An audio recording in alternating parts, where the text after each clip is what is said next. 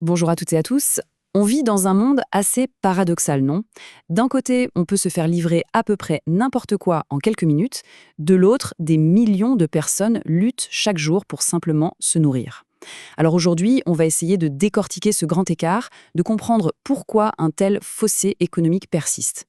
C'est la grande question en fait. Pourquoi, alors qu'on n'a jamais eu autant de technologies, de connaissances, de richesses sur la planète, certains pays semblent-ils comme piégés dans un cycle de pauvreté? Pour trouver un début de réponse, il faut aller voir sous le capot, regarder comment leurs économies sont structurées. Allez, on plonge dans le vif du sujet. Le point de départ de toute cette analyse, c'est cette idée, cette clé de lecture. Le dénominateur commun, c'est une faiblesse des forces productives. Qu'est-ce que ça veut dire? Eh bien, imaginez l'économie comme une voiture. Les forces productives, c'est le moteur. S'il manque de puissance, eh bien toute la voiture avance au ralenti, peu importe les efforts. C'est ce fil rouge qu'on va suivre. Et tout commence par la base, par la terre. Le premier secteur, l'agriculture, est censé être la fondation sur laquelle tout le reste se construit. Mais comme on va le voir, ce pilier est souvent bien trop fragile pour supporter le poids de tout l'édifice économique. Regardez bien ce chiffre, 70%. Dans beaucoup de pays en développement, c'est la part de la population active qui travaille dans l'agriculture. 70%. Pour comparer, en Europe, c'est autour de 12% et aux États-Unis, à peine 3%. On comprend tout de suite où se situe le cœur du réacteur, mais aussi où se trouve le principal blocage. Alors, pourquoi cette agriculture qui occupe tant de monde est si peu productive? En fait, c'est un effet domino. Le manque de formation des paysans est souvent un premier problème, qui est aggravé par des politiques qui ne les soutiennent pas vraiment. Sans soutien, pas d'accès facile au crédit pour moderniser les outils, acheter des semences de qualité. Sans crédit, pas d'investissement. Et si on ajoute à ça une démographie galopante qui morcelle les terres à chaque génération, on obtient un cocktail assez explosif. Et les conséquences de cette fragilité, elles sont dévastatrices. Il n'y a pas d'autre mot.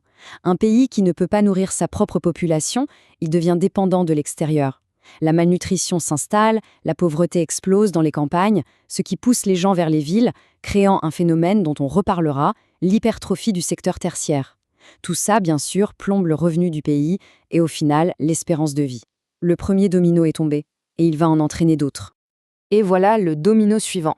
C'est logique. Sans une agriculture solide pour fournir des matières premières et un marché pour acheter les produits, le secteur industriel a énormément de mal à décoller. C'est le deuxième maillon faible de la chaîne. Quand on regarde un peu plus près le tissu industriel qui existe, on voit tout de suite un énorme déséquilibre. On trouve principalement des industries légères, du textile, de l'assemblage, un peu d'agroalimentaire. C'est bien, mais ça demande peu de capital et ça a une faible valeur ajoutée. L'industrie lourde, elle, le vrai moteur, se limite souvent à extraire les ressources, qui sont ensuite exportées à l'état brut sans être transformées sur place. Toute la valeur ajoutée se fait ailleurs. Et pourquoi elle ne décolle pas? Parce que les obstacles sont gigantesques. D'abord, l'énergie. Sans électricité fiable et abordable, aucune usine ne peut tourner. Ensuite, le manque de capitaux, évidemment, qui empêche les gros investissements. Le marché intérieur, plombé par la pauvreté rurale, est trop petit pour acheter ce qui serait produit. Et enfin, il y a cette dépendance technologique vis-à-vis de l'étranger. Les retombées sont immédiates. Le pays reste dépendant, obligé d'importer des produits finis qui coûtent cher et d'exporter des matières premières qui ne rapportent pas grand-chose. C'est ça la fameuse détérioration des termes de l'échange. En clair, il faut vendre toujours plus de tonnes de café pour pouvoir acheter le même tracteur. Forcément, les talents, les ingénieurs, les médecins partent chercher de meilleures opportunités ailleurs. C'est la fuite des cerveaux. Et tout ça creuse le déficit commercial et la pauvreté. Alors, on pourrait se dire « Ah, mais s'il y a un grand secteur des services, c'est un signe de modernité. » Eh bien, dans ce contexte précis, pas du tout. C'est souvent un piège, la conséquence directe des échecs des deux autres. C'est ce qu'on appelle l'hypertrophie du tertiaire. Ce mot un peu barbare, hein, hypertrophie, ça veut juste dire que le secteur des services est gonflé, surdimensionné, mais pas pour les bonnes raisons. Il ne grossit pas parce que l'économie est florissante, non. Il grossit parce qu'il devient le secteur refuge pour tous ceux qui n'ont pas trouvé de place ailleurs, ni dans l'agriculture, ni dans l'industrie. C'est un développement déséquilibré. Les gens fuissent la misère des campagnes, attirés par les lumières des villes, le fameux mirage urbain. Mais comme il n'y a pas assez d'usines pour les employer, où vont-ils?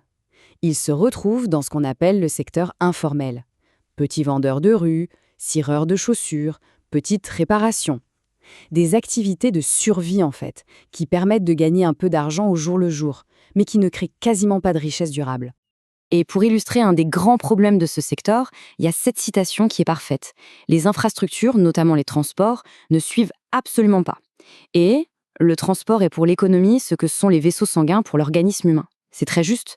Sans un bon réseau de routes, de ports, de chemins de fer pour que les marchandises et les gens circulent, toute l'économie est comme anémiée. Elle ne peut pas fonctionner. Ok, on a vu les 3 secteurs. Maintenant, on va assembler toutes les pièces du puzzle. Parce que toutes ces faiblesses, mises bout à bout, convergent vers un point central. Elles créent un piège redoutable, le cercle vicieux du faible revenu. Reprenons la logique, elle est implacable. Les secteurs qui sont censés produire de la richesse, l'agriculture et l'industrie, sont faibles, donc ils génèrent peu de revenus. Le peu de revenus qui est généré est souvent très mal réparti, du coup, la majorité de la population n'a pas la capacité d'épargner, et sans épargne, il n'y a pas d'argent à investir. Et voilà, on y est. Le mécanisme infernal. Regardez bien cette boucle. Étape 1, les secteurs productifs sont faibles. Ce qui mène à l'étape 2, un faible revenu pour le pays. Qui dit faible revenu dit, étape 3, une faible épargne. Et donc, très peu d'investissement. Et l'étape 4, c'est la conséquence logique. Sans investissement, les secteurs productifs ne peuvent pas se moderniser. Et ils restent donc faibles. La boucle est bouclée. C'est un piège qui se referme sur lui-même. Et attention, ce cercle vicieux, ce n'est pas juste un concept abstrait d'économiste. Ça a des conséquences bien réelles, humaines, sur la vie des gens tous les jours. Ça se traduit par une pauvreté massive, un accès difficile aux soins de santé, des écoles qui manquent de moyens, une insécurité alimentaire permanente et souvent une forte instabilité sociale. Alors, la question à 1 million de dollars, comment on sort de là? Les pistes de solutions sont en fait assez logiques, elles découlent directement du diagnostic. Il faut s'attaquer à chaque maillon de la chaîne, relancer l'agriculture et l'industrie, encourager l'épargne locale, soutenir les petites et moyennes entreprises qui sont les vraies créatrices d'emplois. Et puis, il y a le chapeau qui recouvre tout ça, l'ingrédient absolument indispensable, la bonne gouvernance, pour piloter l'ensemble de manière cohérente. Et c'est sur cette question, un peu provocatrice, qu'on va se quitter. Les causes sont connues, les mécanismes sont compris, les solutions sont sur la table. Mais alors, qu'est-ce qui bloque? Quels sont les obstacles profonds, qu'ils soient politiques, sociaux, culturels ou même internationaux, qui font que, dans la réalité, ce cercle vicieux est si terriblement difficile à briser? C'est sans doute ça la question la plus complexe. Merci de votre attention.